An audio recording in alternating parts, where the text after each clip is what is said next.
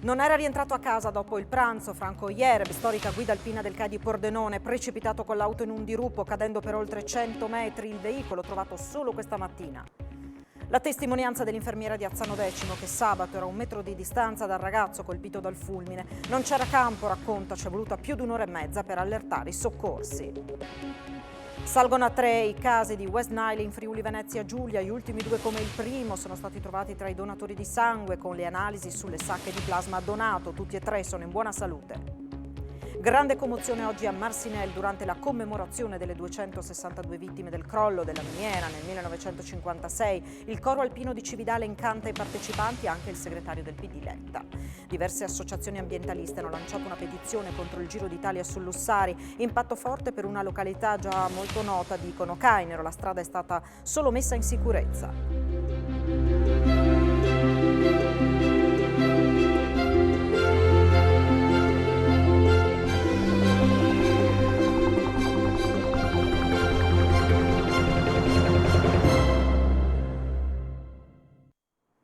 A tutti voi buonasera, ben trovati a questa edizione del telegiornale di Telefriuli in apertura. La cronaca: perde il controllo dell'auto, termina nel dirupo. Un volo di 100 metri, risultato fatale per Franco Jereb, storica guida alpina del CAI di Pordenone. Il dramma si è verificato ieri pomeriggio in Alta Valdogna, ma solamente questa mattina è stata avvistata l'auto dell'uomo dopo la denuncia dei familiari che non avevano visto rientrare a casa.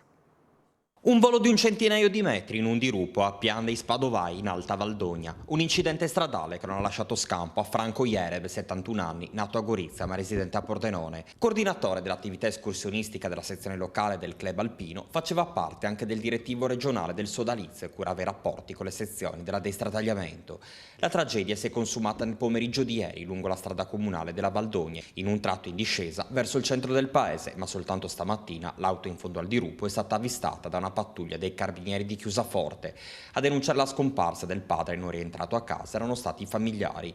Questa mattina alle 6:30 sono iniziate le operazioni di recupero del mezzo. Hanno preso parte il soccorso alpino della Guardia di Finanza di Selanedea, i vigili del fuoco e i tecnici soccorritori di Cave del Predi, Lemo Giudinese, attivato inoltre l'elisoccorso regionale. Per Franco Jereb però non c'era più nulla da fare, è morto a causa dei gravissimi traumi riportati. All'interno della Panda non c'erano altre persone. Dell'incidente mortale è stato immediatamente avvisato il pubblico ministero di turno. Commosso il ricordo del presidente del CAI di Pordenone, Lorenzo Marcon. In qualità di membro del gruppo regionale era stato invitato al 25ennale della fondazione della commissione di alpinismo della Vaniglia di San Donà, che lì in Valdogna ha una bellissima struttura. Era una persona straordinaria, e non tanto perché si vogliano dare dei termini assoluti, ma era un punto di riferimento, se non il punto di riferimento della nostra sezione. Una persona generosa e sempre presente, generosa del suo tempo, sia quando lavorava sia ormai passata la pensione, e sarà una mancanza forte per la nostra sezione. Colpito da un fulmine in alta quota, ma a causa della mancanza di linea telefonica è impossibile chiamare i soccorsi. Il racconto di quei momenti drammatici da parte di un'infermiera di Azzano Decimo, che sabato mattina si trovava a Malga Pramosio, ad 1 metro di distanza dal sedicenne che, raggiunto indirettamente dalla saetta, è caduto a terra paralizzato. Ci è voluta più di 1 ora e mezza prima di riuscire a contattare il 112.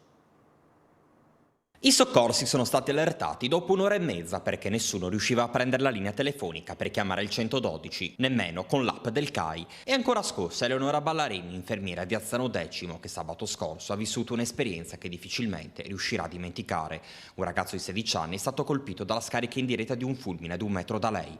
Entrambi, insieme ad altre 15 persone, avevano cercato riparo dal temporale all'interno di una stalla abbandonata sopra Malga Pramosio, nel comune di Paluzza. Ballarini lo ha visto cadere a terra e perdere coscienza, era paralizzato. Tutti hanno provato a contattare i soccorsi, ma non c'era linea, racconta l'infermiera Telefriuli. Sono stati 2 giovani, una volta che ha smesso di tuonare, ad incamminarsi verso la malga ed è soltanto allora che sono riusciti a chiedere aiuto, 1 ora e mezza dopo. Siamo stati 2 ore con lui, fino all'arrivo dell'elisoccorso, e l'abbiamo avvolto con delle coperte termiche, ha ricordato Eleonora Ballarin, che ha voluto raccontare l'esperienza con un unico obiettivo, ricordare che in montagna si deve essere adeguatamente attrezzati e consapevoli che il numero unico dell'emergenza 112 è contattabile soltanto se c'è copertura telefonica. Io, mio marito e le nostre figlie, racconta, oggi abbiamo acquistato dei walkie-talkie sperando che non ci servano, ma meglio essere preparati al peggio. Intanto migliorano le condizioni del giovane colpito indirettamente dalla scarica. Anche per lui quella vissuta sabato sarà un'esperienza difficile da dimenticare. Grave infortunio nei boschi di Forni di Sopra, dove un uomo impegnato a tagliare un albero già a terra è stato travolto da un pesante tronco accidentalmente caduto sui suoi arti inferiori. L'incidente è avvenuto alle 10 di questa mattina, ha richiesto l'impiego dell'elisoccorso regionale per trasportare il malcapitato al pronto soccorso di Udine. Sul posto, oltre ai sanitari del 118, hanno operato per oltre 2 ore i vigili del fuoco di Forni di Sopra, aiutati dai colleghi del distaccamento di Tolmezzo. È di 2 persone ferite, una elitrasportata in codice giallo a Udine. Il bilancio dell'incidente stradale avvenuto a Comeglians poco dopo le 13 di oggi in via Roma, vicino all'ufficio postale, dove la viabilità ha subito rallentamenti. Per cause, al vaglio dei carabinieri della compagnia di Tolmezzo si sono scontrati una macchina ed un fuoristrada. Ad avere la peggio il conducente di quest'ultimo, che dopo essere stato soccorso dal personale del 118 è stato trasferito in elicottero a Udine. L'automobilista è stato invece accolto all'ospedale di Tolmezzo. Sul posto anche una squadra dei vigili del fuoco del distaccamento Carnico. E sono in corso le bonifiche dopo il nuovo incendio boschivo divampato sabato sul Carso, in una zona non troppo distante dal Vallone, dalla provincia di Gorizia, dove solamente 2 settimane fa è stata pesantemente distrutta dai roghi. Intanto è ripreso regolarmente il traffico, sia quello veicolare che quello ferroviario. Prosegue incessante il lavoro dei vigili del fuoco, della protezione civile e della forestale per evitare che le fiamme riprendano vita nella zona di Duino Aurisina e di Sistiana. L'incendio è ancora una volta nel mirino della linea ferroviaria, esploso sabato pomeriggio intorno alle 12:30. In pochi minuti, complice anche il forte vento, le fiamme hanno iniziato a divampare costringendo autovia a chiudere l'autostrada prima fino all'Isert e subito dopo con uscita obbligatoria a Villesse.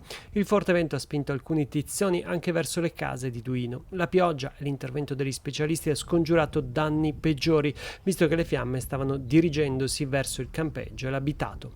Oggi, e potrebbero proseguire per tutta la settimana, sono in corso le bonifiche sia visive che con un drone che rileva i punti dove il calore è elevato. Subentrano poi le squadre che si recano sul posto per pulire, bagnare e impedire che tutto riprenda.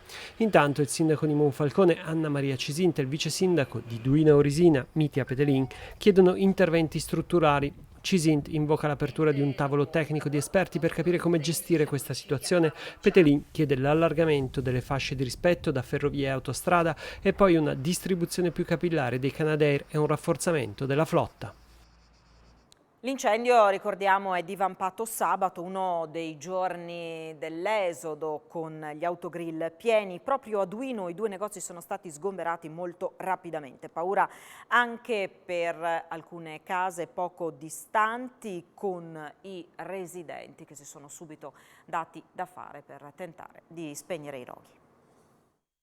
Lavoravamo anche bene, però noi eravamo dentro a lavorare e il dietro non riuscivamo a vederlo chiaramente. Ma il tutto è successo molto velocemente, abbiamo sentito puzza di bruciato e siamo uscite, è arrivata la nostra collega dell'autobenzina e abbiamo chiamato subito i vigili del fuoco perché è proprio in un divampato velocissimamente e velocissimamente siamo scappati, cioè ci hanno proprio intimato di andare via subito. Io sono arrivato tra i primi e subito abbiamo visto che le fiamme erano arrivate fino a qua sotto casa e inizialmente ho avuto un attimo di paura perché si sentiva un forte calore, ma poi io insieme ad le prime persone ci siamo dati da fare per scongiurare le fiamme, e soprattutto le fiamme erano arrivate a quasi neanche mezzo metro dalla bombola del gas, e quindi armati di estintore e pompa dell'acqua del giardino di un vicino abbiamo cercato di scongiurare le fiamme e impedire che le fiamme si propagassero ancora. Sono arrivati poi subito dopo i vigili del fuoco, immagino? Non subito dopo, a dire la verità ci hanno messo un po', a mio parere penso all'incirca tra mezz'ora e 3/4 d'ora, quindi sì, per fortuna che c'eravamo lì noi, perché sennò non si sa come sarebbe andata, sì. Un informatico triestino è stato denunciato dai carabinieri di Livorno. L'accusa è di tentata estorsione nei confronti di un'azienda agricola. L'uomo aveva chiesto 150.000 euro, diversamente, ha detto, avrebbe dato fuoco ai vigneti. Un avvertimento chiaro: o pagate 150.000 euro o vi bruciamo le vigne che producono il celebre vino Sassicaia. I carabinieri di Livorno hanno denunciato un 47enne informatico della provincia di Trieste. Lo stesso, in caso di mancata ricezione del denaro richiesto, aveva minacciato di bruciare i vigneti della famiglia Incisa La Rocchetta, che a Bolgheri, nel Livornese, produce proprio la prestigiosa qualità di vino. Le investigazioni dei militari sono iniziate a fine marzo, dopo che la direzione dell'azienda aveva denunciato la ricezione di una serie di messaggi minatori trasmessi via email, con i quali un'ignota organizzazione criminale informava di avere sotto tiro i costosissimi beni e strutture della casa vinicola. Nello specifico era stato appunto richiesto l'immediato pagamento di 150.000 euro da eseguire utilizzando una procedura non tracciabile. Le indagini si sono concluse appena è stato possibile acquisire elementi probatori a carico del 47enne triestino, ritenuto già presunto responsabile di minacce estorsive dirette ad aziende attive nella produzione e commercializzazione di generi alimentari. Il procuratore Antonio De Nicolo ha scritto al Ministero chiedendo che per Meran, l'assassino dei 2 agenti di polizia nella questura di Trieste, venga trovato posto in una REMS, residenza per l'esecuzione delle misure di sicurezza, vista la pericolosità del soggetto. Alejandro Augusto Stefan Meran resta nel carcere di Verona a distanza di 3 mesi dalla sentenza della Corte d'Assise di Trieste, che lo ha ritenuto non imputabile. Non è ancora stato trovato un posto in una REMS, le strutture che hanno sostituito i carceri psichiatrici e luogo dove l'assassino degli agenti Pierluigi Rotta e Matteo Domenico dovrà restare per almeno 30 anni. Il duplice omicidio era avvenuto il 4 ottobre 2019 nella questura di Trieste. Meran aveva sfilato la pistola Rotta e fatto fuoco uccidendo lui e il collega, venendo poi fermato all'esterno dell'edificio da alcuni agenti della mobile. La sentenza, che aveva scatenato la rabbia dei familiari e non solo, aveva di fatto assolto Meran, prevedendo però una misura di sicurezza detentiva in una REMS ad alta sicurezza per almeno 30 anni. Secondo Antonio De Nicolo, procuratore di Trieste, il fatto che Meran sia ancora in carcere era una detenzione illegittima, e tuttavia il procuratore si è assunto la responsabilità di scrivere al penitenziario chiedendo che la scarcerazione avvenga solo in concomitanza con il trasferimento di Meran in una REMS, sebbene la sentenza non l'abbia espressamente previsto, ma considerata la pericolosità sociale del soggetto, spiega De Nicolo, è necessaria la contemporaneità tra l'uscita dal carcere e l'ingresso in REMS. Per risolvere la questione di stallo, il procuratore è interessato della questione anche il Ministero, chiedendo che venga trovato un posto in una struttura dotata di adeguate misure contenitive. Salgono a 3 i casi di West Nile emersi tra i donatori di sangue e plasma della nostra regione. Gli ultimi 2 casi sono stati rilevati sempre grazie al sistema di monitoraggio messo in campo dal coordinamento del Dipartimento Trasfusionale del Servizio Sanitario Regionale. I casi di positività sono stati individuati a metà luglio a San Vito al Tagliamento, San Canzian di Sonzo, Palazzolo dello Stella. Come riferito dal vice governatore con delega alla salute Riccardo Riccardi, tutti i donatori contagiati risultano in buona salute e le loro condizioni non destano preoccupazione.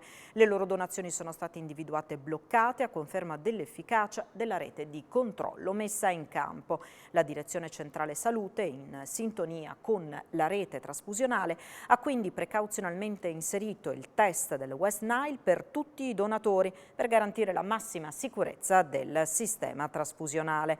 In Friuli Venezia Giulia si donano più di 80.000 unità di sangue ed emoderivati all'anno, quindi ci si attendeva un possibile riscontro di positività. Nelle aree in cui la malattia viene identificata nelle zanzare viene adottato un test specifico su tutte le donazioni di sangue ed emocomponenti e viene sospesa temporaneamente per 28 giorni la donazione per i cittadini che hanno soggiornato in quelle zone.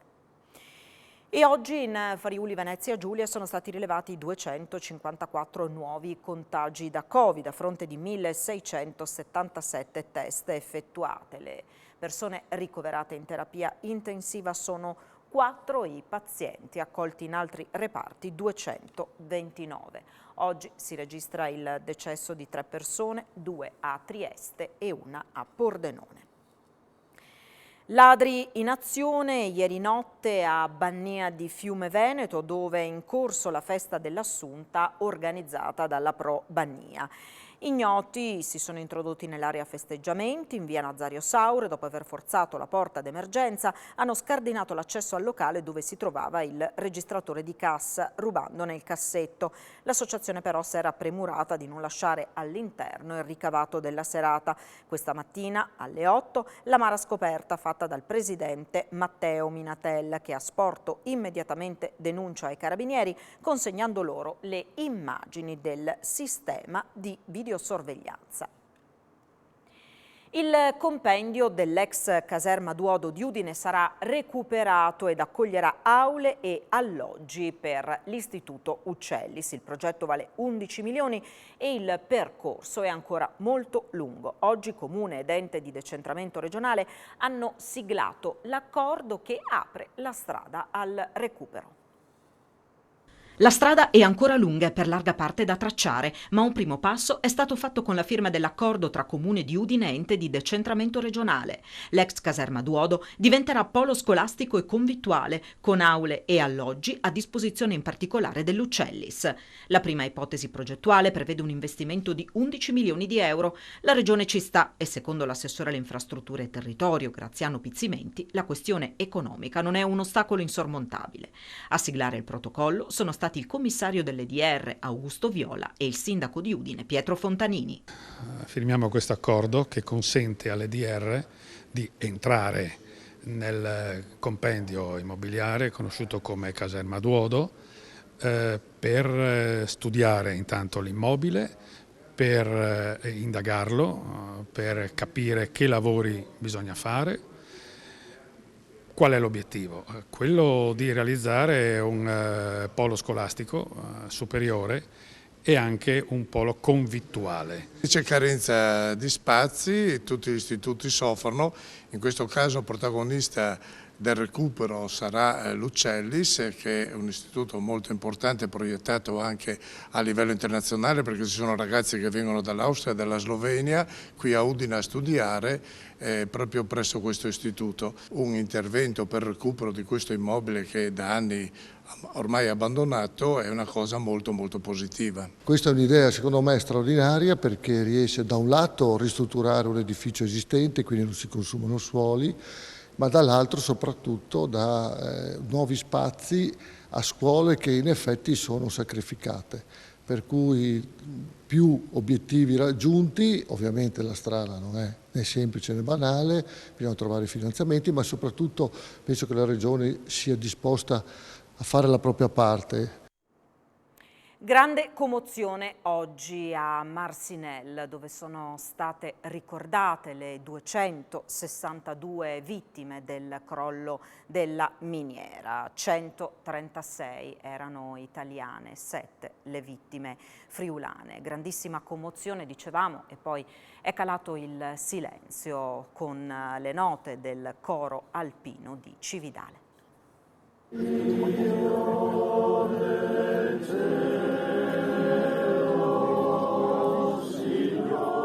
Ha profondamente commosso i tanti partecipanti e colpito anche il segretario del PD Enrico Letta l'esibizione del coro alpino Montenero di Cividale in Belgio in occasione della cerimonia in ricordo dei minatori che l'8 agosto del 1956 morirono a Marcinelle.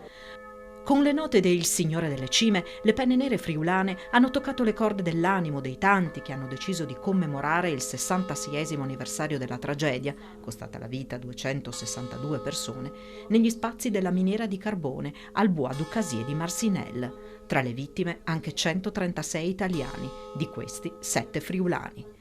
Alla cerimonia hanno preso parte, oltre a Letta, anche l'ambasciatore italiano in Belgio, Francesco Genuardi, familiari delle vittime, delegazioni di lavoratori delle miniere e di alpini. Una giornata toccante, un momento particolarmente intenso, bello, forte, un legame tra il territorio, la storia, ovviamente la memoria, è importantissimo tenerla viva, per il Friuli una memoria ancora più forte, importante, toccante, e poi la bellissima musica del coro. A Marcinelle sono arrivati anche la corona di fiori e il messaggio del Presidente della Repubblica Sergio Mattarella. Rivolgo un commosso pensiero ai minatori che perirono a Marcinelle. Dal 2001, ha detto il Capo dello Stato, la ricorrenza è stata proclamata Giornata Nazionale del Sacrificio del Lavoro Italiano nel mondo, affinché, nel ricordo di quanto accaduto al Bois du Casier, possa essere onorata la memoria di tutti gli italiani caduti sul lavoro all'estero.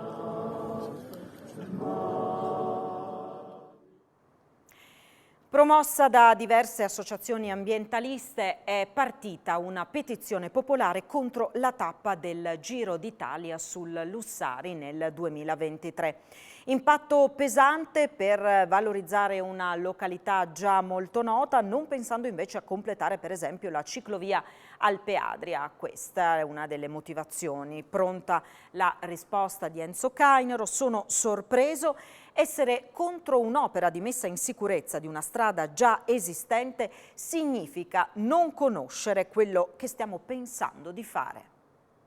Le rappresentanze regionali di FIAB, Italia Nostra, Lega Ambiente, Mountain Wilderness e WWF hanno lanciato una petizione popolare valida fino all'8 settembre contro la tappa del Giro d'Italia prevista per il 2023 sul Monte Lussari, appuntamento per il quale si stanno già realizzando lavori di asfaltatura della forestale che sale dalla vallata. La contrarietà dei promotori nasce da quello che definiscono un pesante e trasformativo impatto di infrastrutture che questo evento necessariamente comporterà.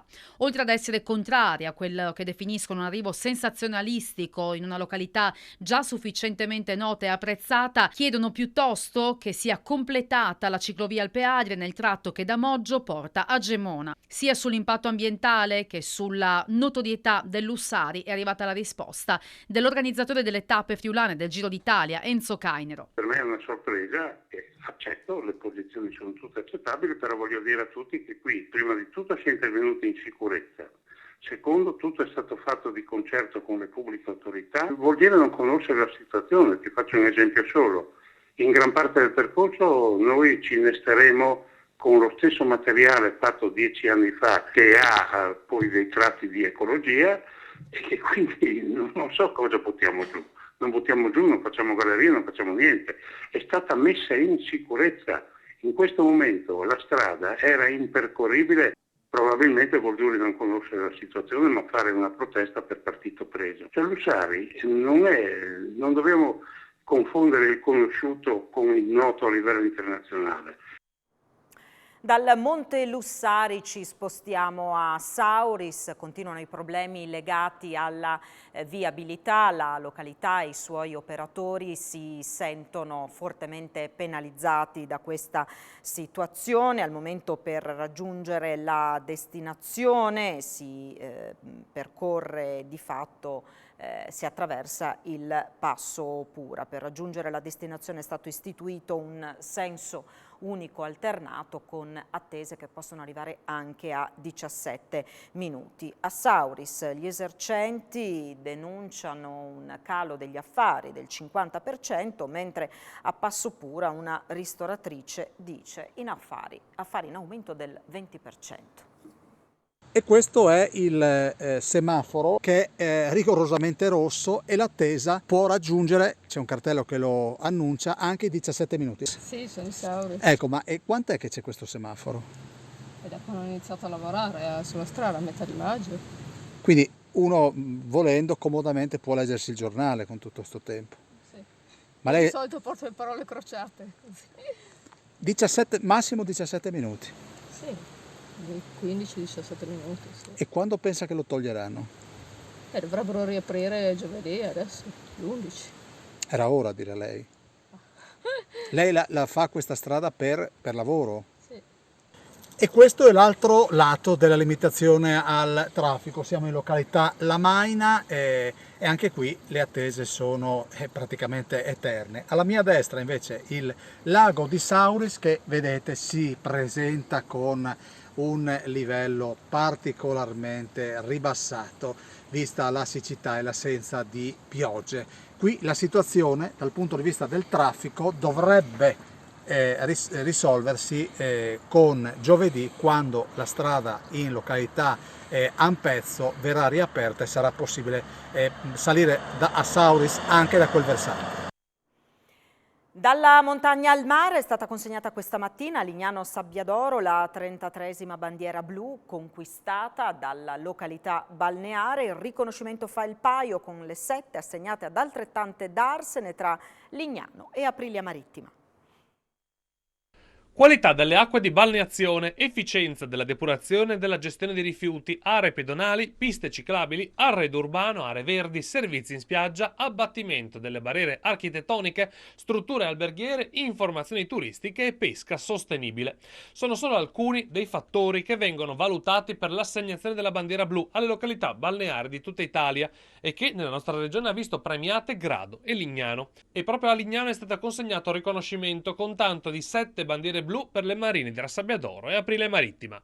Siamo estremamente contenti di aver ricevuto la bandiera blu sia come riconoscimento per la 33esima volta alla località turistica, per le sue spiagge, per la pulizia delle acque, ma anche per tutte le marine, tutte le darsene che hanno ricevuto questo importante riconoscimento a conferma della limpidezza e della pulizia delle nostre acque e dei servizi che offriamo. Testimonia la qualità dell'acqua, quindi chi viene a Lignano trova un'acqua pulita, un'acqua che è in cui è bello immergersi, e per questo il lavoro è non solo delle amministrazioni, della regione, ma la cosa che tengo a sottolineare è la responsabilità dei nostri concittadini regionali. Lo stato delle acque è ottimo, andremo a condividere comunque le politiche del mare nella prima settimana di ottobre con il Sea Summit prima della Barcolana, e in novembre intorno a un tavolo per l'ambiente, per il mare e per la qualità dell'aria, tutte le regioni che esistono nell'Alto Adriatico, dall'Emilia Romagna